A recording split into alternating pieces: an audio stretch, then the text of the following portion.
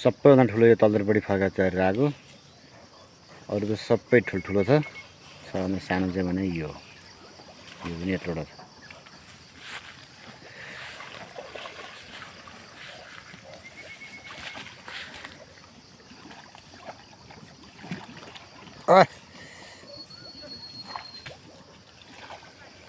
किन खनेको तिमीहरू ल भत्काएर ओए ल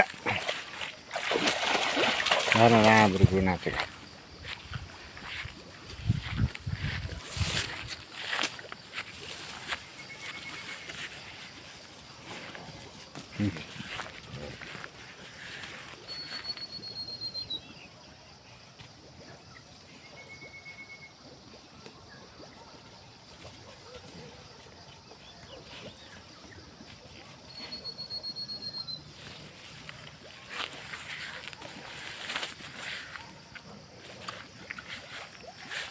यो चाहिँ भुइँसी हाल बस्ने ठाउँ।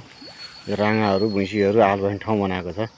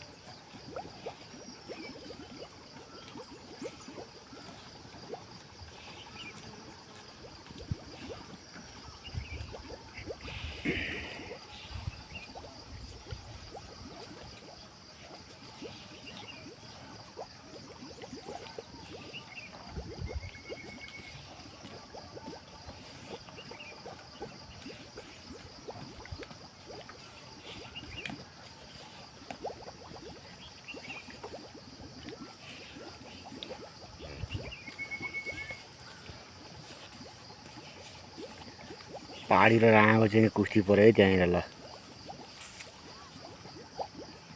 सबैभन्दा ठुलो यो, दोस्रो चाहिँ त्यही पहाडी भुइँसी हो। चाडा राँगा एउटा पहाडी भुइँसी छ।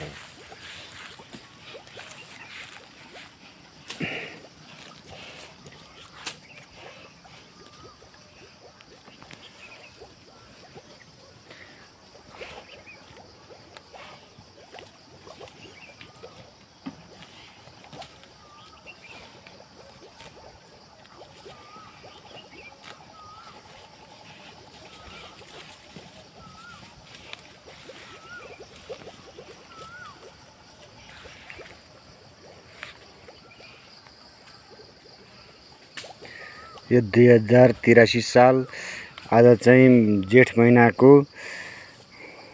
19 गते मङ्गलबारको दिनको चाहिँ यो राँगा गोठ र यो चाहिँ छरछिमेकी घरहरू हो।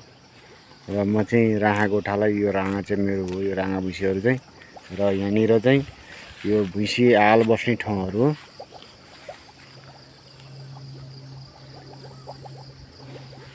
यो माथि मकैबारीहरू छ अर्काको। यो हाम्रो नरदाई भन्नेले गरिरहेको छ माथि मकैबारीहरू चाहिँ। त्योभन्दा माथि चाहिँ फेरि मेरो छ, मैले गरिरहेको छु।